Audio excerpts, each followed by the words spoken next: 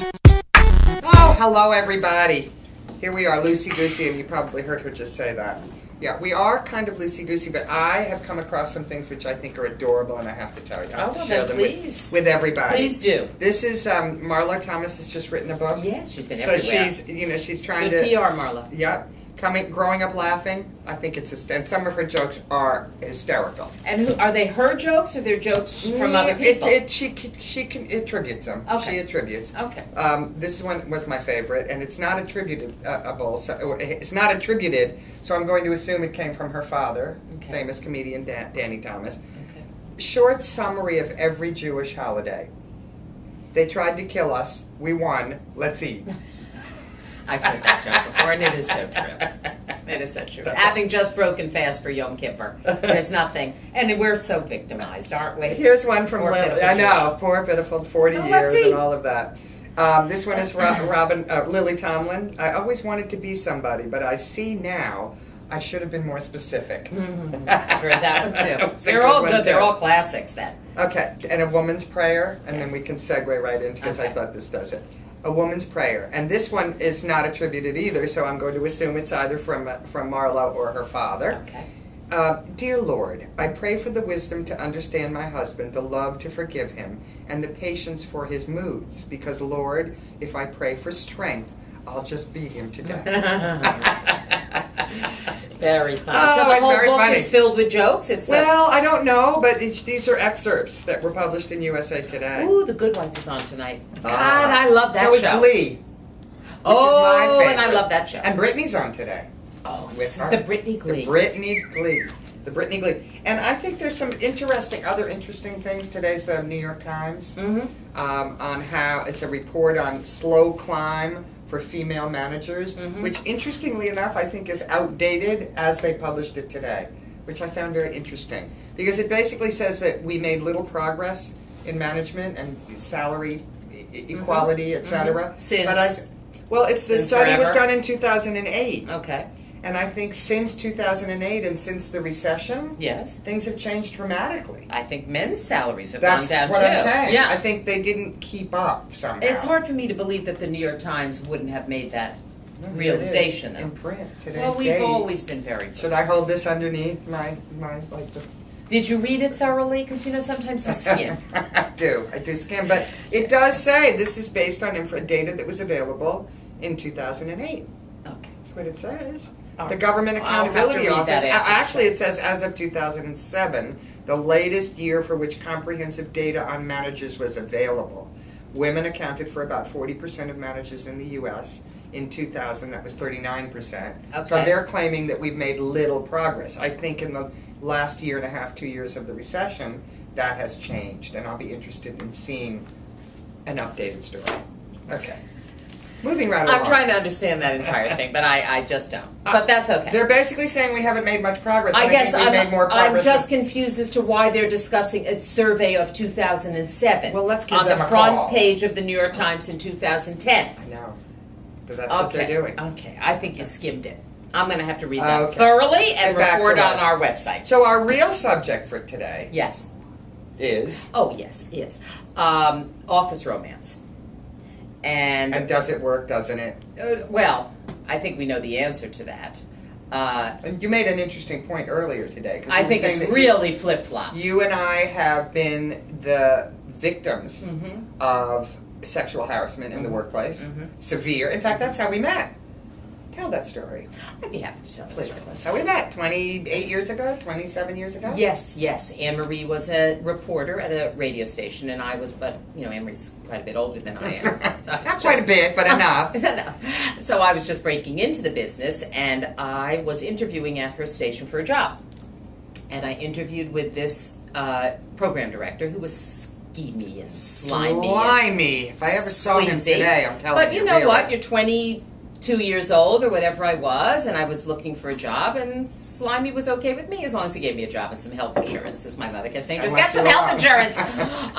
And so I sat with him, and he offered me the position as I think it was like an assistant news writer or whatever the heck it was in those days. And he said, oh, but by the way, there will be, after hours work. And I'm thinking, after hours work? Well, I'm a hard worker, and I love a good party. Punch a clock. So if there's some writing you're going to need after hours, I'm here for you. And he said, well, no. I don't know if it'll be writing or what it will be, but I just want to make you aware of the fact that there will be extra hours you'll have to put in at the station with me. As he's staring at your breasts. Right. I had, at that time, very large breasts. Not that they're teeny now, but they were bigger. So it suddenly hit me what the heck he was talking about. As stupid as I wasn't that stupid. And I said I wasn't interested in the extra after-hours work, and of course I did not get the position. So I get a call from Anne Marie. Well, my story is I was working at the station, and my first day at the station, again, this is 25 years ago, more than 25 years ago, my first day, there's this man following me around and basically making lewd comments. And I'm like, about your voice. Didn't he say something about hearing your voice I heard you on the air and driving in this morning, and I almost blanked in my pants, which, you don't want to hear, especially not. And I'm by the way, guys, that's not a good come on. Just FYI. In case you're thinking Who of are using you? that. I said. Who the heck are you? Oh, I'm the new program director here. I'm like, Great. You are kidding me. If you ever speak to me that way again, I swear to God, I'll report you. But he kept it up, and he was really harassed other women, and he became known for that. And back in those days, so that really, and especially in our industry, which was broadcast at the time, it really was sort of what happened in all newsrooms, in all radio stations. I also told the story typical. That at another station, before I was at this station, the program director came on to me, and when I turned him down, he transferred me. I was working morning drive, which is 4 a.m. to noon, which is the best spot, because you have the largest audience, and he transferred me to the midnight to 8 a.m.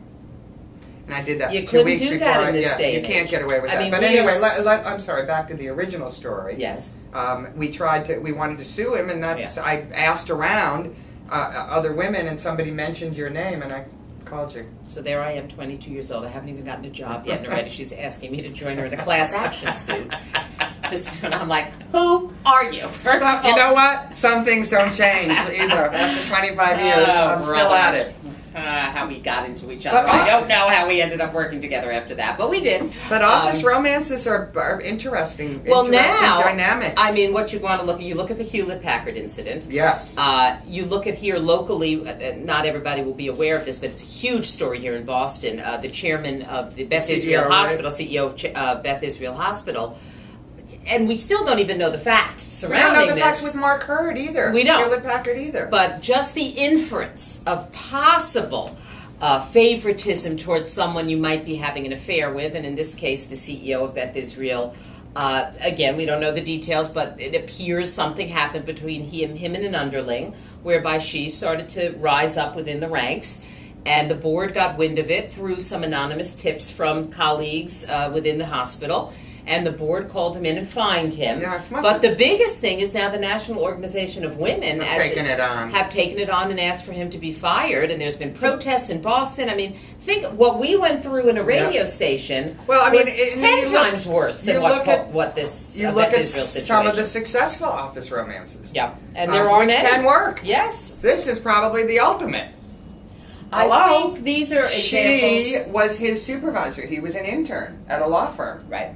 And they fell in love. And they were very above board about it. They went right to the supervisor. They said, we would like to date. So they were very above board. And again, that was not harassment, and he did not succeed in business because of that relationship. That's why it's a little different. I think you can have an office relationship, and you'll show some positive ones. Yeah, this is a great one. You know, Melinda Gates and Bill Gates. I mean, Melinda Gates didn't need to rise up within an organization. She just fell in love with Bill Gates. He fell in love with her, and they got married, and that was that. And he was the ultimate boss, so... Right. She wasn't screwing her way to the top, and he wasn't sort of...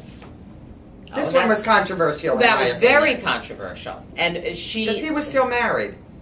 Well, if I remember correctly. And that's a no-no. That's a no-no. Same with the Beth Israel chairman as well. He is still married today. Even. That was Jack Welch at GE and Susie... is it Wettlaufer? Is that how you say her name? And she worked with him when he was the chairman of GE, and they, of course, they had to leave the organization. That's right, both of them. Well, I don't know that he did, but she left the organization, and then they married. That's another one. Yeah, well, Right.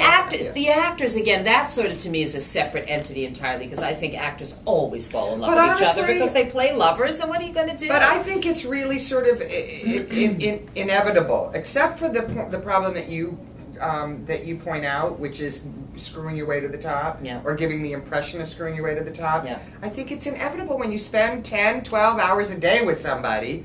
You know, even if you're dating somebody outside the office, you go home, you see them for maybe an hour before you doze off. Yeah.